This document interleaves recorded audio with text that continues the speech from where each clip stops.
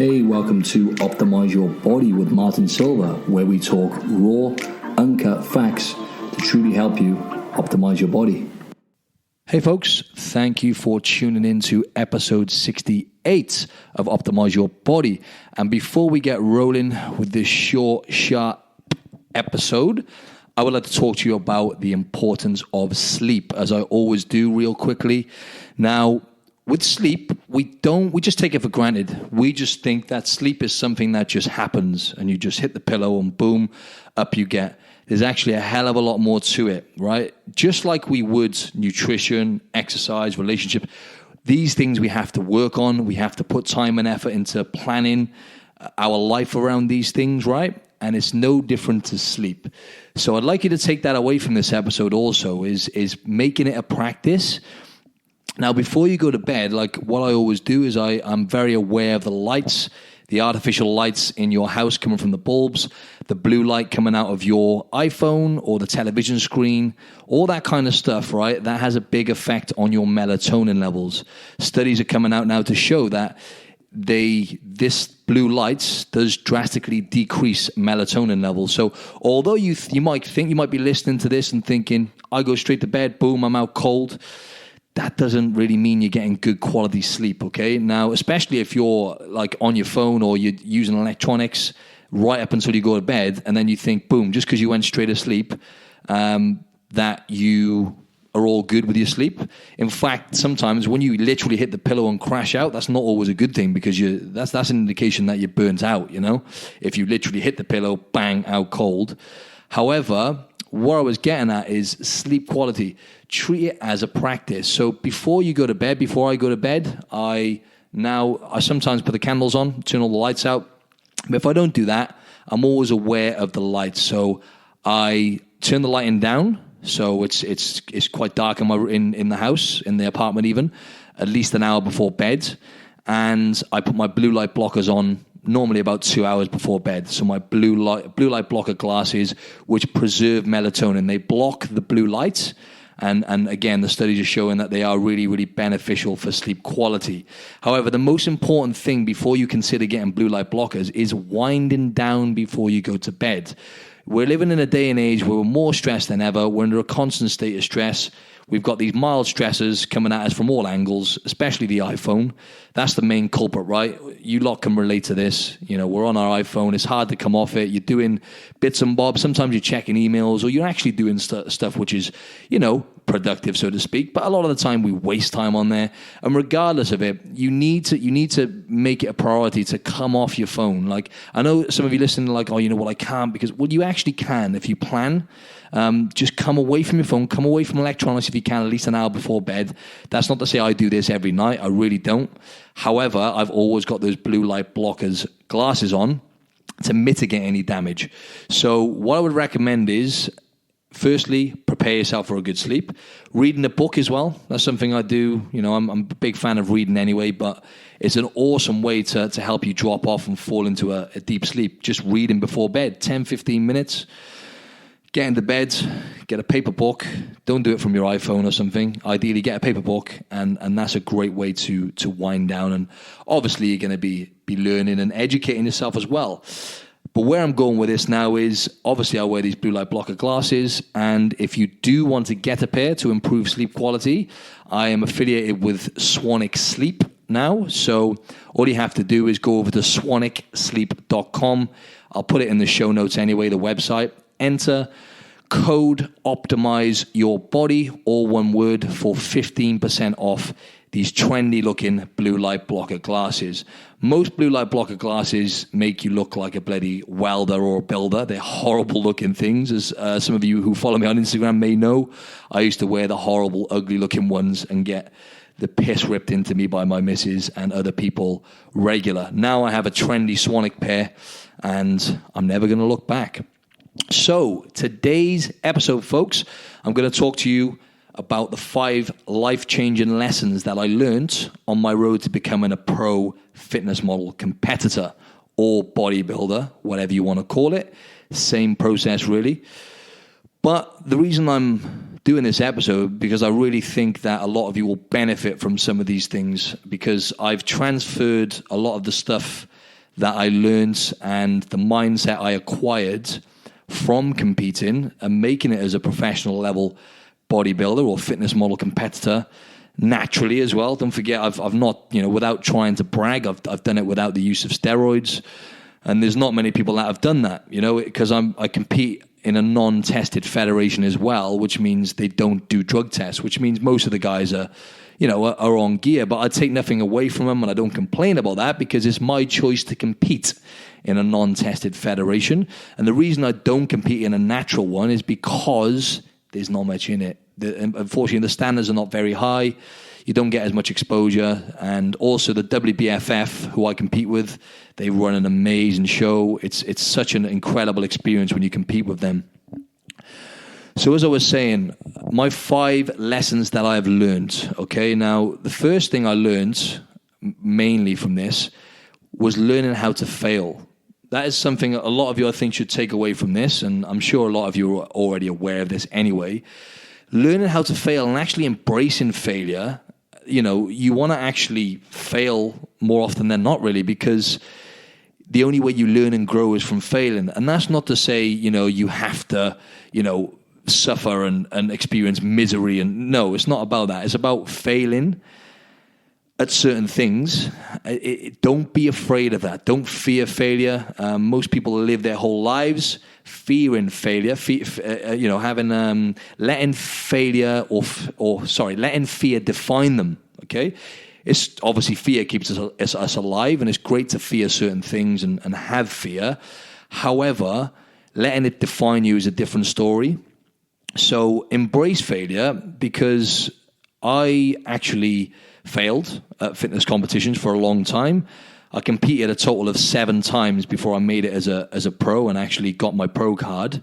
I competed with one particular federation 5 times, and I put my heart and soul into these competitions, and I didn't know what I was doing. So the preparation leading up to them was an absolute misery, because I was literally eating chicken, broccoli, salmon, walnuts, tuna, and asparagus, and maybe some sweet potato. Literally, I was eating no more than 10 different foods, bland foods as well, just adding salt to my meals and nothing else. Don't ask me why. Bodybuilding advice, which was completely unnecessary. And it was an absolute misery. And I got myself absolutely shredded as well. And the first show I didn't really know what I was doing. Placed second, got through to the British finals, put my heart and soul into that one, restricted my food, done a miserable prep, and then I didn't even place within the top 6. That hurt. That was a blow, but I was naive going into it, really, because once again, I was natural, and I was up against lots of guys on gear, and at that point, I was naive because I was assuming that the men's physique category was going to be less guys on gear, which was the whole point in the men's physique category being kind of founded, if you like, was it was going to be more of a healthy fitness kind of men's health kind of look, but that just straight away got blown out of proportion because a lot of the men's physique guys out in Australia now are bigger than the bodybuilders. They take more gear. So I was naive going into it, didn't get what I wanted. That hurt, and then that's when the binge eating started then, but I'll come to that in a bit. Then the following year I competed. I'd done 2 shows in a row on the bounce, 2 weeks in a row, and I was aiming for first place, obviously, like I always am, and I got 4th and 5th. And the standards weren't, the one show, the standards were it was quite embarrassing actually to come 5th. I think, first or second, my condition, my physique was first or second, but I didn't get my posing right. And I didn't get, my tan wasn't, listen, the things that you mess up on the day can be, literally a case of you coming first. The difference between you coming first or last, literally, it doesn't matter what you do in your prep. If you don't get it right on the day, which I didn't, it's cutthroat. And coming 4th or 5th in those 2 shows literally destroyed me, because I was going in thinking, right, I've got this. I was looking at my competition and I was like, wow, my physique is going to be number 1 or at least second. And I got 4th and 5th 2 weeks in a row. And I ate, like I said, chicken and broccoli, put myself through blood, sweat, and tears. I was doing like HIIT training every day. I put my body under so much stress. How the hell I didn't do any, I may have done some irreversible damage, but I literally hammered my body unnecessarily leading up to that because I wasn't educated. Like I said, I was doing HIIT training, sprints every single day. I was eating next to nothing, and to come fourth or fifth just destroyed me. And obviously that was a fail for me because I was going for the win, and I was just destroyed for like a week after that because it just felt like everything I'd done was in vain. So my point is, but after I was obviously a lot weaker mentally then, and then after that I went on to switch federations and make it up to not only professional level but ranking within the top 10 in the world at the World Championships in Toronto. And yeah, and then doors started opening, and I was getting what I wanted and the recognition I kind of deserved in a sense. So that was because I learned what failure was, and I learned how to fail. And I was like, okay, if that hurt, but now I can learn from it, I can grow, I can make the changes I need to make, and I can, and then I built resilience and became a lot stronger mentally. So I'd like to finish that one with an Arnie quote. Strength does not come from winning. Your struggles develop your strengths. When you go through hardships and decide not to surrender, that is strength. So do not be afraid of failure, whether that's business, like a career change, or whether it is like I moved over to Australia from the UK, you want to go overseas and live for a bit, or you want to, travel in general, fitness and health goals. You want to compete maybe. Who knows whatever you have in your mind you want to achieve. But let me tell you, the time is going to pass anyway, right? Listen to me. The time is going to pass anyway, right? So go and do what you got to do. Go and give it a shot, right? You fail. Do you know what? That's great because there's no such thing as failure really, okay? It's winning or it's learning. Just as Colin McGregor says, right? You either win or you learn, right? So you're just going to basically build character. When you get setbacks and hardships, that builds your character. That's how you get to where you want to get.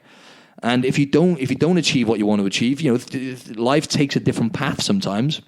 The character you build and develop on that journey is what really makes you. And it really will, I think, be the difference between you being happy, fulfilled, living a life full of purpose, or, living a life of resentment and misery, really, I think. As grim as that sounds, right?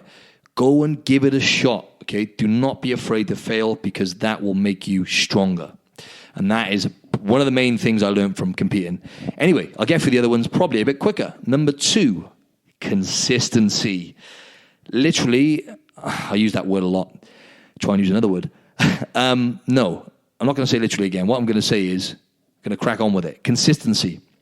So I learned a lot about consistency in general just from training and building muscle. As I've said before, the thing I love about health and fitness is it's very black and white.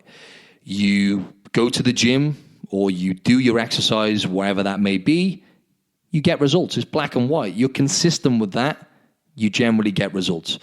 Talking about using building muscle as an example, let's take away the nutrition and all the other stuff.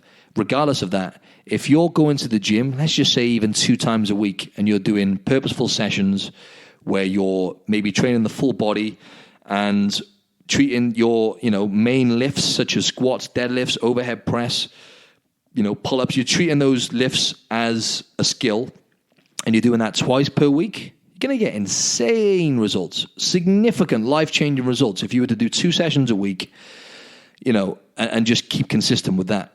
The compound effect from these small decisions we make are astronomical. I cannot express enough how important consistency is. Whenever I sit down with someone on their first session, someone who comes to me for a consultation for personal training or even online, as an online, client, I'll say to them, if you can only commit to 1 session a week in the gym, if you're consistent with that, you're going to get results. Trust me. And then you can reevaluate later down the line. Don't get me wrong. Doing 1 session a week forever is not going to get you groundbreaking results. It's still going to get you results, though. And I always say the person who's doing 1 or 2 sessions per week is going to be better than the majority of people, because the majority of people go balls to wall, 4 or 5 sessions a week they will do in the gym. And they'll do that for a few weeks and they'll diet down, or, they're not really dieting properly most of the time anyway. They're just depriving their body of nutrients and starving the body. And then they'll fall off. It's the on or off wagon, right? They're either on the wagon or they're off the wagon. That on or off mentality is toxic, folks. So I always say to this person, I'll say, listen, if you can commit to 1 or 2 sessions per week, you're going to get better results than the person who's coming 5 times a week for 3 weeks and then having 3 weeks off or 4 weeks off. They go on holiday, they'll train for a holiday, they'll eat their body weight in food every day, put all the weight back on, and if not more, come back, they've lost their mojo. This is the majority of people, okay? So do not underestimate the compound effect from making small changes.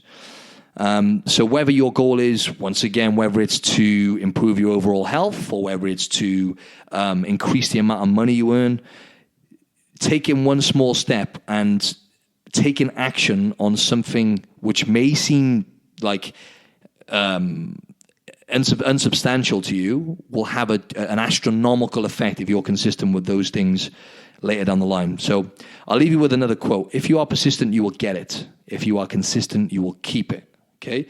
So you got to be a persistent motherfucker in this game, and you've also got to be consistent to keep the momentum.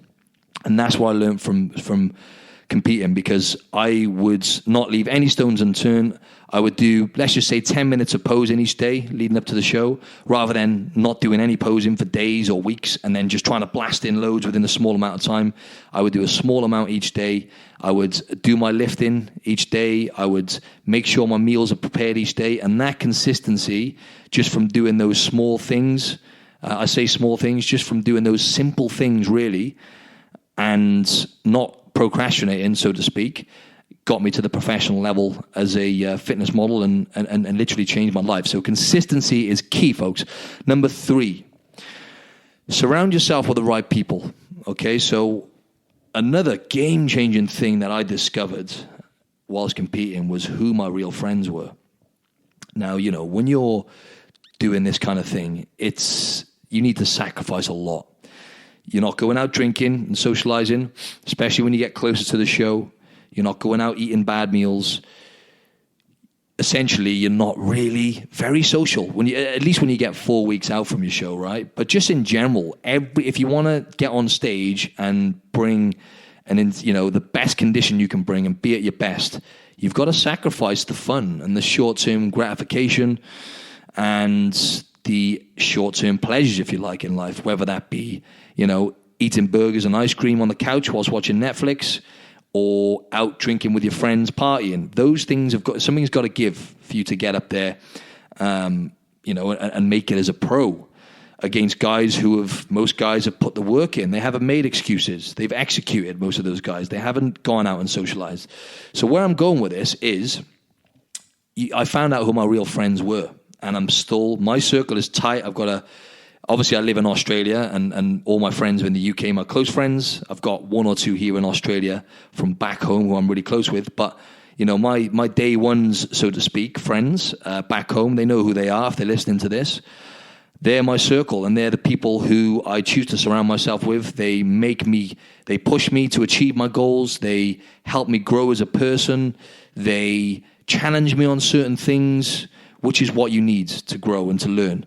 And those friends, whilst I was competing, they never once did they say shit behind my back or say, he's a bit boring nowadays, not coming out, and whatever it is. They were there to support me. They were there at my first show, and all they did was encourage me and support me. And those guys are still around me to this day, and they know who they are. And that is my message to you. That's what I want you to take away from this point is, surround yourself with the right people. You literally become. So the 5 people you spend the most time with is literally who you become. I said the word again. Now, the 5 people you surround yourself with, I'll say it one more time, are who you become. Okay, so you'll pick up the habits. It's just like someone trying to lose weight. Someone's trying to lose weight, they're overweight, they're obese, and their friends are all overweight and obese and eating shitty foods, not going to the gym. What's going to happen to that person if they continue to surround themselves with those people who lack the discipline? and lack the, not willing to work on their willpower, they're going to end up in the same position. They're going to end up overweight. And it's literally, I don't know what the stats are, but it's almost impossible for you to actually achieve your goals when you're surrounding yourself with people who are going to pull you back. And the same goes for anything really, whether that is your state of mind. You want to be happy, you want to keep a positive attitude, and you're surrounded by people who have a negative, resentful mindset. What's going to happen to you? It's going to rub off on you. And, I don't mean to say, because as I've mentioned a lot of times before, depression, anxiety, and mental illness is rife. It's the leading disability in adults. It's blown me away, that has. It is the leading disability in young adults. That is surpassing diabetes and all of those chronic ailments, everything. So mental illness is rife nowadays. The leading cause of suicide in young adults is I can't think what the age category is. It's different for guys and girls. It's suicide, the leading cause. And honestly, it actually rattles me every time I talk about it. So where I was going with that is if you have friends who have depression and anxiety, that is different. Obviously, they're going to be in a negative state of mind. You have to support them.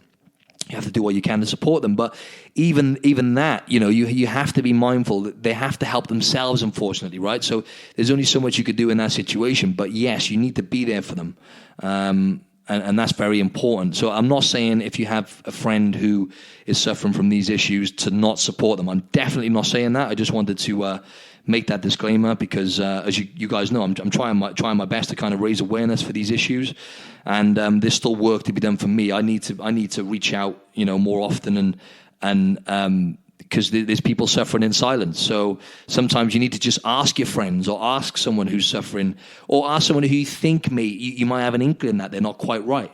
You need to ask them, are you okay? You need to question them and say, is everything okay? Because sometimes they won't tell you unless you probe them. And I kind of went off on a bit of a tangent there, but the key takeaway from that is surround yourself with the right people. It's very important you evaluate that today. Now, if you're listening to this, make sure if there's anyone who you think is holding you back in any area of your life, you need to reassess. And unfortunately, if you continue to surround yourself with those people, it will have a detrimental effect on your well-being. So you've just got to cut your losses and sometimes cut certain people off. So that's why I learned. People who I thought were my friends, bang, they were gone. Cut them off because I realized they weren't really friends. And the ones who are my friends and supported me throughout that journey to making it as a pro bodybuilder or fitness model competitor, they're still there now to this day. And I'm very, very grateful for that. Number 4, embrace suffering. Okay?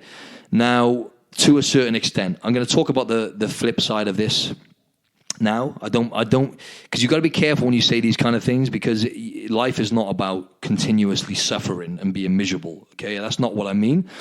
What I mean is getting out of your comfort zone as often as possible in any realm of life. If there's an area where you have a weakness, which you struggle with, then you need to work on that area and embrace developing that skill, whatever that may be. For me, for example, I've always mentioned on the podcast before, right now, I've improved a lot, but organization and structure is still something which I slack on. So I'm working on that myself. I'm applying more structure to my life now, and I'm starting to outsource and look at other people who are experts in that field to help me out and do some of that for me, the structuring, because you can't do it all yourself. Once again, going off on one a bit, but point 4 is to embrace suffering. Now, I mentioned briefly earlier about the eating disorder, the binge eating disorder, which manifested throughout my career. My career is not over yet. I'm competing in October for the first time in 3 years and also for the last time. But my career as a fitness model competitor or physique competitor, it came at a price. I built up an eating disorder, which was really bad, affected my mental state of mind. It affected me physically and emotionally, and every area of my life suffered because of it. And it was a miserable place when I look back. But when I think about it, when I was actually in it, I didn't really realize it, to be honest. I was kind of brainwashed into thinking I was being healthy. because I was addicted to food. Now, there's a quote here: suffering is the true test of life. And that is true. I suffered a lot with that binge eating disorder. Let me just give you a quick run through real briefly. I mentioned earlier the second time I competed, I didn't place in the top 6. And I come off stage, and my good friend, as you all know, Mr. Bond Fitness, who chimes in on these podcasts, my up-and-coming business partner, Andrew Bond, he was there supporting me, one of my good friends. And I come off stage, and leading up to this show, the eating disorder had started to develop. Because what I did leading up to this show is I made a list, right? I made a list of all the foods that I couldn't eat whilst leading up to this prep. All shitty foods, burgers, pizzas, ice creams, cakes, you name it, all on this list. Restaurants, I had a list of restaurants. Most of them were like Indian food I was craving, burgers and chips. I was craving, like I said, ice cream. I had a few ice cream parlors and dessert places on my list to go and visit after the show. And that literally tells a story about how my relationship with food was at that point, right? I'm making a list of all these places. I had a list as long as my arm. And leading up to it, I also had all these different types of foods that I wanted. So I basically went to the superstore before this show, and I bought loads of different stuff. I remember buying these giant cupcakes, 6 of them. I bought loads of chocolate, biscuits. I actually had a cake made. There's this coffee shop which I liked, which done an amazing carrot cake, which is still to this day my favorite cake, by the way, alongside cheesecake. Stop dribbling. And I got them to make me a whole cake at this coffee shop. I said, how much for a cake? They made me a whole one. So I had all these foods I took to the show for me, granola and yogurt, all these weird foods, basically a mixture of refined sugar and saturated fats, right? The worst kind of foods you can eat. And I had loads of them in a bag leading up, took it to the show with me. Anyway, long story short, got off stage. Me and Andrew went on the biggest binge eating rampage to this day I've ever experienced. I think we consumed, it would have been well over 20,000 calories in the space of 24 hours. We ate everything in sight. And that was the start of the binge eating disorder. And that went on for years. So even when I wasn't competing or leading up to photo shoots and restricting my food and then binging, that was the pattern and the behaviors I'd actually developed. So let me give you a quick run through. Monday to Thursday, for example, I would be in like I was competing in the week. That's the only way I knew to kind of get in shape, to look good. Because as I've mentioned before, I was driven mainly by how I looked back then, not so much by health. And what was I saying then? And yeah, so I would, Monday to Thursday, I would eat what I was eating when I was competing. Chicken, broccoli, salmon, walnuts, the same foods. I would get to Friday, I would struggle to make it through to a Friday. I would get to like Friday afternoon, and I would have one bad thing. Let's just say I would have some chocolate rice cakes, which are not that bad, but it's still, because I would justify having them, see, because it was a rice cake, but it was still chocolate on there, which would trigger me eating everything in sight. Or I can remember one time, for example, I went and had a burger. I was like, you've had a tough week, have a burger, which is not a bad thing on a Friday. That's totally fine. But that would then, boom, that would trigger that binge eating. And the kind of, it's interesting how the psychology works, because your brain doesn't know the difference between survival, eating foods to survive, and eating foods which are highly palatable. So my brain was conditioned at that point, because I'd obviously restricted my food so much and got myself into a really unhealthy state to get on stage and deprive myself. My body then was like, okay, if we get to the chance to eat food, we need to eat the fuck out of it, because we might die. That's what your brain thinks. But that's obviously not the case. But we have a 2 million-year-old brain, right? So it doesn't know the difference. And that's what would happen. I would have the one bad meal on the Friday, and boom, the whole weekend would turn into one big binge. And I'm talking, I wouldn't eat anything healthy for the whole weekend. Maybe I would have 1 or 2 decent meals, like salads. And I would just be going all out on everything. You name it, Ben & Jerry's ice cream, Domino's pizzas. That was my main thing. On a Saturday night, I would order a large Domino's, a whole tub of Ben & Jerry's, and Domino's cookies. 4,000 calories of just refined, processed really unhealthy foods, and I would just smash that on a Saturday evening. And that was aside from the binge I would have on a Sunday, where I'd be eating more crap, burgers and wherever it is. And that's what happened. So the final point, the point is to embrace suffering, because I'm now thankful for that suffering. Because I suffered with that eating disorder, I eventually learned how to eat intuitively. Now, what I would like to say is I witness more eating disorders and incredibly unhealthy relationships with food in the competition world amongst my peers, the people I competed against and with, than I experienced in my whole career of a whole almost decade at that time of training hundreds of people from all walks of life. I experienced more competitors with major eating disorders than I did with anyone I'd ever trained in my whole career as a personal trainer, right? So that goes to show, and a lot of these people still have that issue. They still have a major eating disorder. They're driven by how they look, because when you're on stage, you're being critiqued against people, who look great. And if you have any insecurities about how you look, it can cement that in and make it worse. So a lot of those people didn't come out on the other side like I did, where I applied myself by learning. Do you know what really changed the game for me, folks? Which helped me, which was really, I think, the turning point for me in terms of improving my relationship with food and eliminating my binge eating disorder, was listening to podcasts. Literally changed my life, folks. Absolute, I was using that word again. It changed my life. It transformed my life. Listening to podcasts, educating myself and learning about nutrition and learning about, how to eat intuitively. In other words, eating based on what your body needs, rather than, like most of us, eat purely based on taste, which is a slippery slope. So luckily I suffered because it forced me to learn, it forced me to grow, and it forced me to develop, my character even more, because I had to, what I learned from this one particular podcast, I'll shout them out like I always do. Mind Pump. That's Mind Pump, right? Incredible podcast. And they could relate because they were in the same boat as me at one point. And I started slowly connecting the dots. The first thing I remember really, which was a game changer, is vegetables.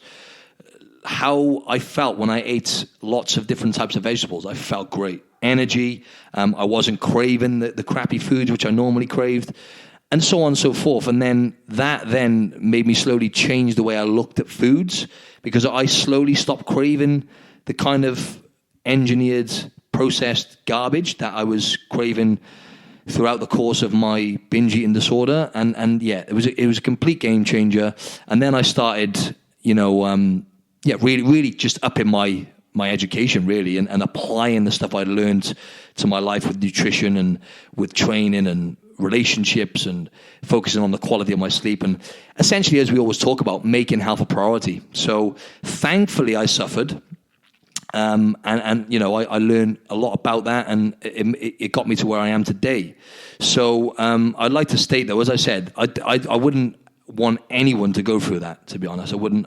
And don't get me wrong, there's people out there who suffer with much. I wasn't bulimic and stuff like that, making myself sick, and I wasn't that as bad as what you think it may be, but it was still terrible. It was still really bad.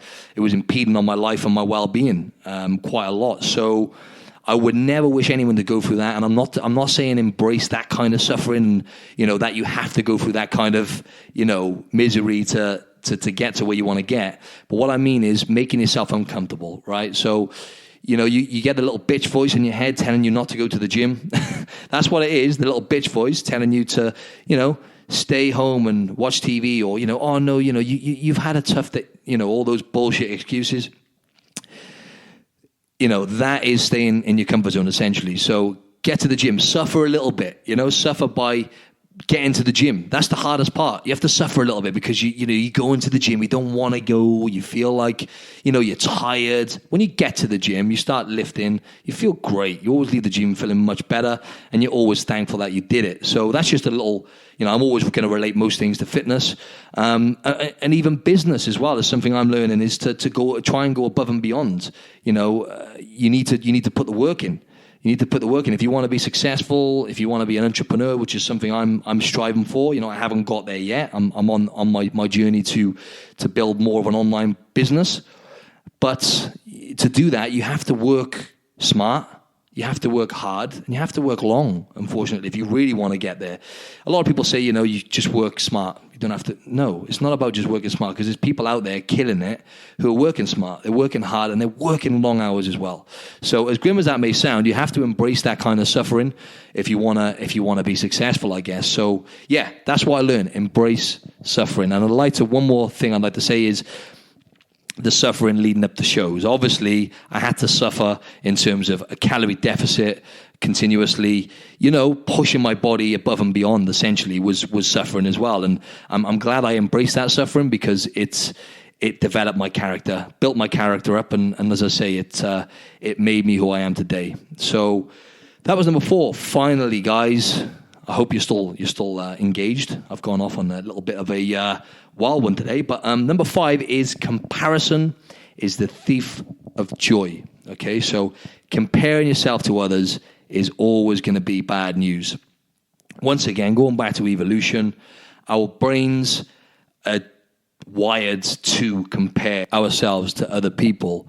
I'm not going to go into the details, the evolutionary reasons for that, but that is natural to occasionally compare yourself to other people. There's no way around that, really, and it's based on your upbringing and your subconscious and whatnot.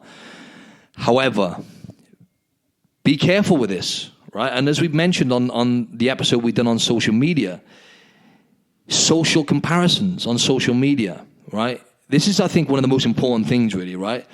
If you're on Instagram, you're on Facebook, be mindful of who you're following.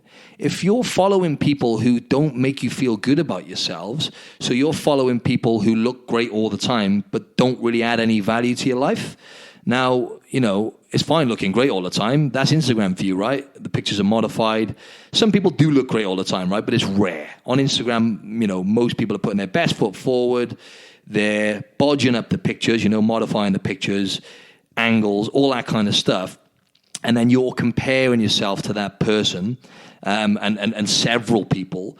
And what that does then, if you're doing that on a daily basis, you've got to be very careful, because that etches into your subconscious and it will make you more and more insecure about yourself. So you've got to stop doing that. You've got to unfollow. If there's people on your feed, on your news feed, who look great, right? But they're offering you value. They're educating you. Their captions are good, and you really like them as a person. You find they're authentic. You watch their stories and that kind of. That's great as an exception. But if you're just following people who, women, for example, who look great in a bikini, or guys who are listening, if you're following guys who look shredded and they're just posting shredded selfies all the time with no educational captions and no value, no free content for you to absorb and stuff like that, which is going to benefit you, unfollow them. Please unfollow them, because that will change the way your brain works over time, and it will slowly drive you down. Well, it could potentially, most likely, drive you down the wrong path. Okay, it'll drive you to do things based on insecurities, which is a dangerous game. So I learned this at the extreme level, okay? Now, I mentioned briefly then, you get on stage, you're in great shape, you're shredded, you jump up there, and you're being compared to other shredded guys who also look great. And sometimes, like I said, I failed. I'm not going to use that word. I didn't succeed in my first few competitions, and that made me feel even worse about myself then, because then I was comparing myself to other people even more, because I'm like, what has he got? Right, okay, so his upper chest is a bit bigger than mine, his shoulders are more developed, and then I started, and that's kind of a good thing as a bodybuilder to do that occasionally, because you need to be aware of the areas you need to work on, but you can take it too far even as a bodybuilder, and you end up just comparing yourself to other people, and this is an extreme example, right? But it was bad news. And then what that did is it kind of cemented in any insecurities I had. So, on social media, and to be honest, I've always been confident. Even then, when I was more insecure than I am now, I was still confident about my physique regardless.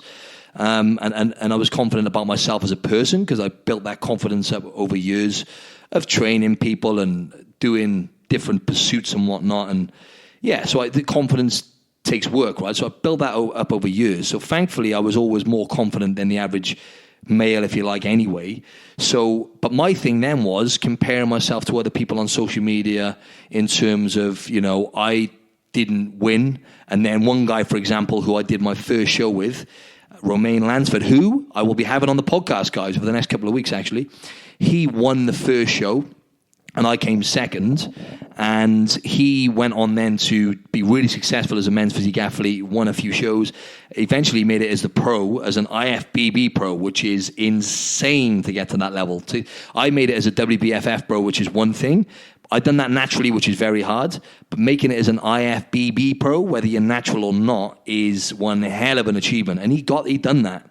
And I want to give full credit to him. I'm not taking anything away from him. He is one ridiculously hard worker.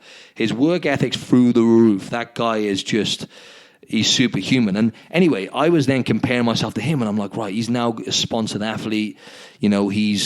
He's winning all these shows. He's got all these followers on Instagram. This is just an example of one of the many guys I was comparing myself to. And then I was like, well, why haven't I got that? Why aren't I being successful, And I started to feel shit about myself. And I was doing this for a solid year or two whilst I had that binge eating disorder and I was going through the tough times behind the scenes. I was following people, like lots of fitness models who were killing it in competitions and looked like they were killing it, which I know a lot of these, but Romain, this guy, is using an example, he is actually killing it, but a lot of them are not. A lot of them is just all bullshit. So bear that in mind, people. Like a lot of fitness models online or people who are promoting supplements and giving you these discount codes, they look like they're killing it, but really they're not killing it. They're not making much money. They're not adding value to people's lives. They're not really changing people's lives and benefiting people as much as they look like they are. So I started to realize that over time, and I've unfollowed all those people now because not because I'm being a hater, but because they had no value to my life. They're not really doing anything to help people, and they're not killing it. After all, it looked like they were, but the majority of them weren't. And I was comparing myself to those people and feeling shit about myself. So my message to you is, unfollow those people who don't. Do it now. Get on your phone, right? Maybe not now, but just do it, right? Get on there. And if you've got people on your feeds who are not benefiting you, unfollow them. Just simple as that, right? If they're not really benefiting you and they're not helping you in one way or another, just unfollow them. That's one example. The other example is just in real life, comparing ourselves to other people.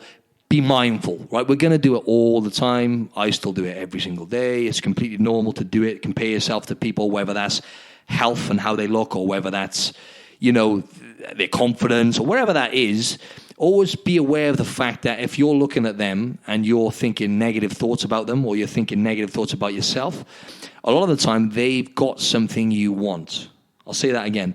They've got something you want, okay? Whether that be confidence, whether it be finance, whether it be a physique or health, whether that be, it could be anything. It could be absolutely anything, but a lot of the times when you think that, they've got something you want, okay? But on the flip side, it could just be purely because of your insecurities. And that can be toxic. If you're looking at people, you're insecure about something and you're looking at them and like, why haven't I got this? How are they doing that? And then you can go down that road of questioning everything and dwelling and feeling sorry for yourself. And unfortunately, if that person is successful, like I said, a lot of the time they're not. A lot of the time it's a facade and you make stuff up in your heads. You look at someone and think they're killing it. A lot of the time they're not. Sometimes they are. But the most important thing to be aware of is ask yourself why. Why am I thinking that about that person? It's because, and a lot of the time, is it because I don't have something? There's something I'm not working on. A lot of the time, it's a reflection or projection of yourself. So just be aware of that and just, check yourself whenever you're doing it. And when you're going down that negative thought pattern of, how come he's doing that? Like, what is it? And then you've got to say, right, okay, well, if they're doing well in that area where I am failing at, you might not be failing. Or that area where I don't seem to be getting many results from, then there's normally something that they're doing that you're not. So that person you can sometimes learn from as well. But once again, I went off on a bit of a mad one there. But the bottom line is, the quote, comparison is the thief of joy. Okay, one more time. Comparison is the thief of joy. If you're comparing yourself to people on a daily basis, that is going to etch into your subconscious, and it could be detrimental. So just be the first step with everything, folks, everything I've talked about is awareness. Whether that be the comparison thing, whether that be the consistency, be aware of the fact that you may not be being consistent in some area. And once you've caught onto that awareness, take the next step. What can I do to sort that out? What can I do to get that extra training session in?